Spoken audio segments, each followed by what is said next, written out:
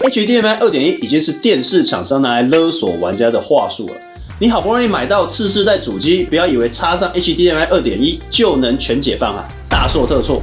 目前这2大游戏机和电视上的 HDMI 2.1都很不稳定，所以空有 HDMI 2.1设备跟游戏，别忘了也要提升自己的除错能力，才能有效发挥该有的 4K 120。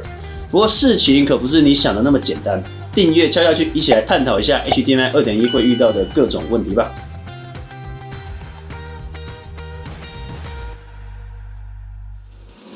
HDMI 2.1 说穿了就是游戏玩家的核心所在，剧院迷根本没差。那讲到游戏，就一定要提认证标章 Ready for PlayStation 5。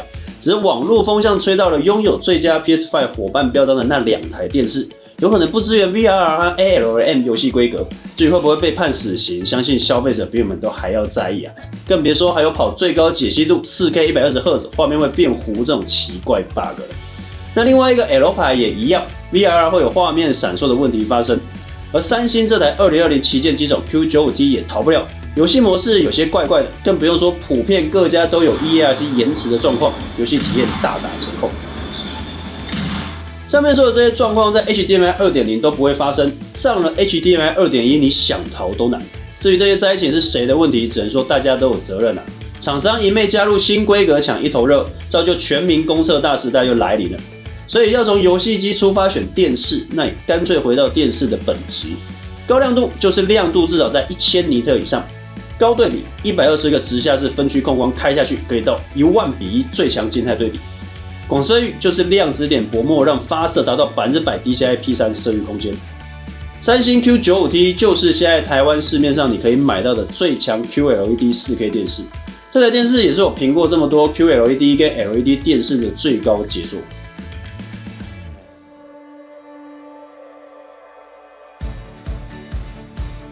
身为一个资深的游戏玩家，就一定要认明这些次世代游戏规格。想追极致的游戏体验，这些电视上的游戏规格缺一不可啊！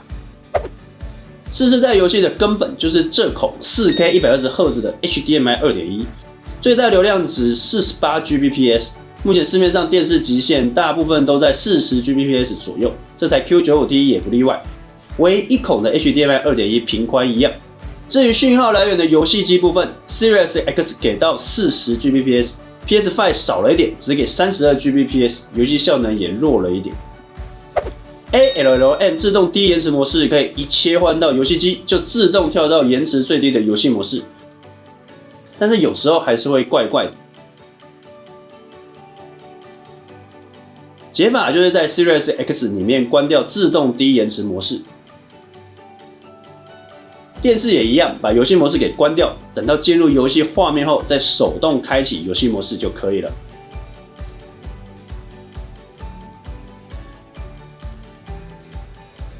PS5 其实就没这个问题 ，Series X 毛最多了。VRR 可变更新率就是电视方面跟显卡厂商的规范。AMD 一样是中阶定位的 FreeSync Premium， 但是不管是哪一阶，都可以让你玩 HDR 游戏不会画面断裂啦。不过这边就只有 PC 显卡跟 Series X 有支援可变更新率，隔壁 PS5 就还在慢慢插秧等全民公测上线了。说穿了 ，HGIG 就是 HDR 啦，不过是把 HDR 渲染主权交给游戏机，这样换个显示器、光影画质都会趋近于一致。前提是你显示器也该有 Q95T 的等级，看起来才够水准。HGIG 高动态范围成像是电视规范之一，但是游戏机也得支援搭配。QFT 快速帧传输可以让玩游戏的延迟输入时间大幅降低。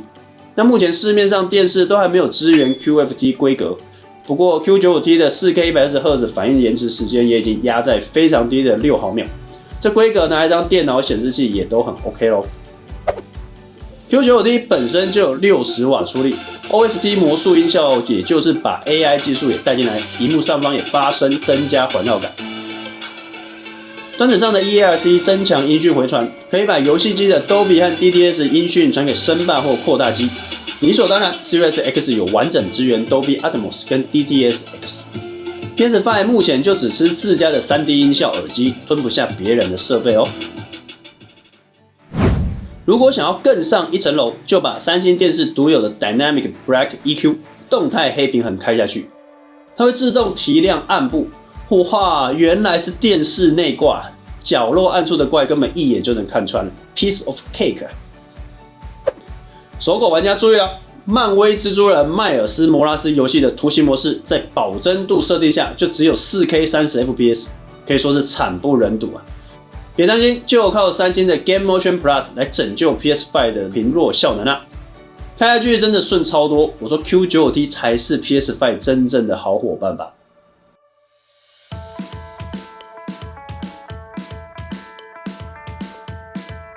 Q95T 的战线定位很明确，电视就只给你 EARC， 剩下音场自己算咯。想要有好声音，就靠丹麦织布包覆的546瓦全瓦数 Q950T 来完美体验。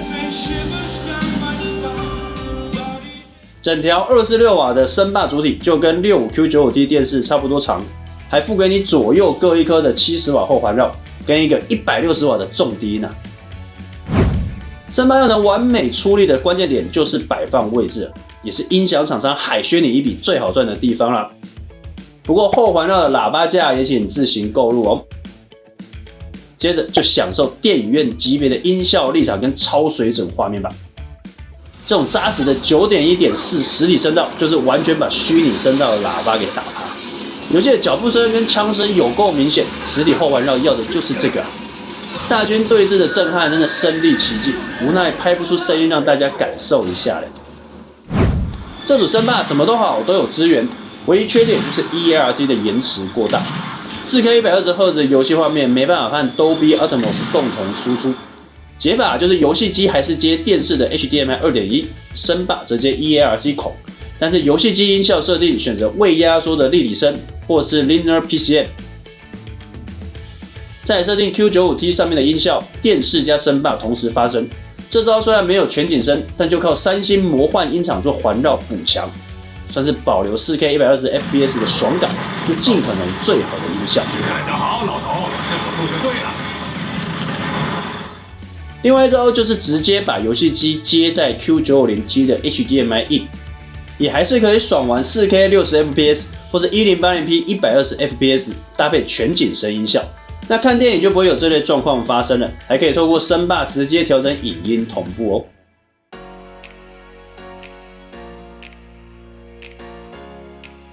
好啦，说到底 HDMI 2.1 真的不够稳，问题一大堆，谁都逃不掉。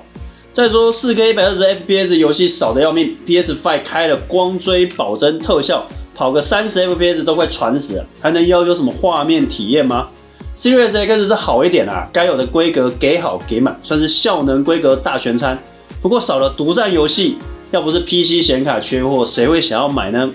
所以不要再看到 HDMI 2.1 就高潮，人家拿烂电视哄抬价格也买单了。显示效果最优先，再来才看游戏规格啦。三星 Q95T 就是我认为目前最能跟 PS5、Series X 还有 PC 完整搭配的 QLED 4K 量子旗舰。担心烙印的游戏玩家选这台也绝对没错。至于声霸 Q950T 有延迟问题，也是非战之罪了。毕竟影剧迷根本不在意声霸有没有 HDMI 2.1， 就根本用不到啊。那游戏玩家就继续等待奇迹出现吧。好了，那影片就到这边。这声霸我们也有出开箱文章可以参考哦。Facebook、Instagram 还有 YouTube， 还有我们卖场就记得 follow 了。这是科技狗世界豆，我是医生，拜拜。